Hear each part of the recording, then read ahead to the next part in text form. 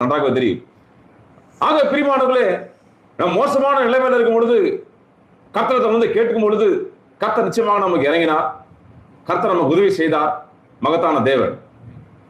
ஆனா காரியம் என்னன்னா, மனுஷனுடைய சுபாவம் எப்படின்னா, கொஞ்ச நாளைக்கு விதமாக தேவனிடத்தில் மிக நெருக்கமாக இருப்பான். சபைக்கு போவதும் அவனோட உடையும் அவனுடைய பேச்சும் அவனோட நடையும் அவருடைய காரியங்கள் எல்லாமே மாறுபடுதா இருக்கும்.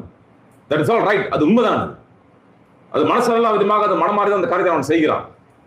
ஒரு உணர்த்துதல் அவனுக்குள்ளாக இருக்குது. But as a days goes on, கொஞ்ச நாட்கள் போக போக போக அவன் கொஞ்ச நாள் போக போக போக you start to compromise. கொஞ்சம் கொஞ்சமாக விதமாக சமரசமாக ஆக முயற்சி செய்வான். சமரசம் ஆகுவான். பரவாயில்லை பரவாயில்லை, இது பரவாயில்ல இது பரவாயில்ல. அவன் நாட்கள் போக போக போக போக முழுமையாக உலகத்துக்குள்ளாக போவான். ரொம்ப இன்னும் சொல்ல போனா முந்தைய நிலைமையை காட்டில இப்பொழுது அவனோட பிந்தைய நிலைமானது இன்னும் ரொம்ப மோசமாகவே இருக்கு.